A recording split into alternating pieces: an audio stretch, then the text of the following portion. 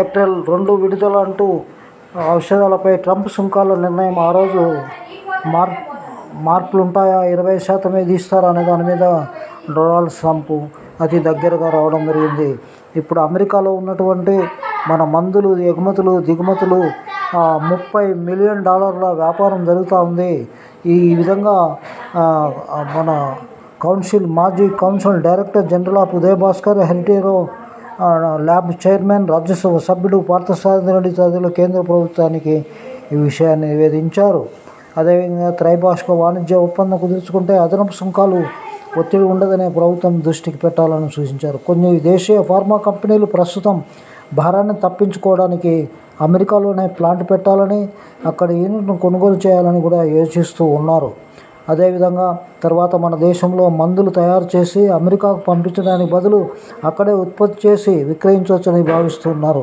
ఇందుకు వ్యయాలు అధికమే అయినా కూడా అతి తక్కువ సమయంలో కొత్త ఫార్మా యూనిట్లు పెట్టడం ఎంతమాత్రమూ సాధ్యం కాదని చెప్తున్నారు. అందువల్లే ఏప్రిల్ 2న విడుదలయ్యే ట్రంప్ నిర్ణయంను వేచి చూస్తూ ఉన్నారు.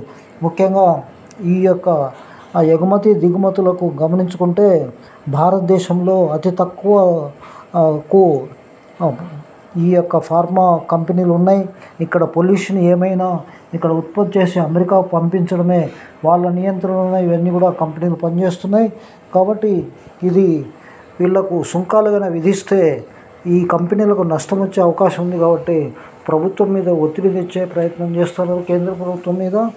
ముఖ్యంగా మందుల దిగుమతులపై అదనంగా పన్నుల భారాన్ని మోపడం వల్ల అమెరికా ప్రజలే ఎక్కువ ధర పెట్టి మందులు కొనుగోలు చేయాల్సి వస్తుంది. అక్కడ మందుల కొరత ఎదురు కావచ్చు కూడా. ప్రస్తుతం ఇప్పుడు అమెరికాలో ఉత్పత్తి చేయాలనే అయ్యే పని కాదు.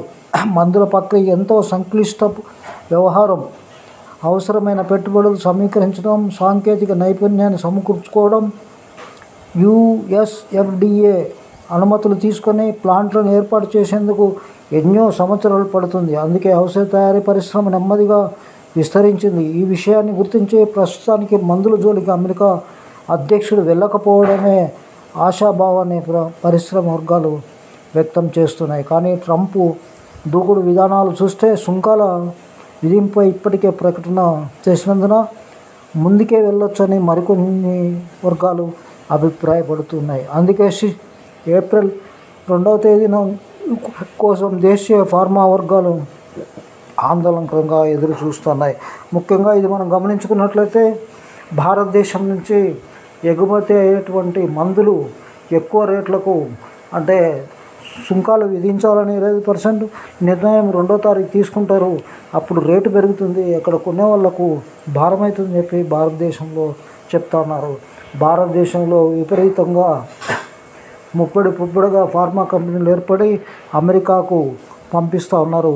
పార్థసారథి రెడ్డి, హెరిటేరో అదేవిధంగా మన ల్యాబ్స్ అన్నీ కూడా పంపిస్తున్నాడు. ఇది గుదిబండగా మారింది. ట్రంప్ అధికారంలోకి వచ్చిన తర్వాత ఇంకా ఏ విధమైన నిర్ణయాలు తీసుకుంటారో 2వ తారీఖు తెలుస్తుంది. ఆ తర్వాత మనం మాట్లాడదాం. నమస్తే, థ్యాంక్ యూ వెరీ మచ్.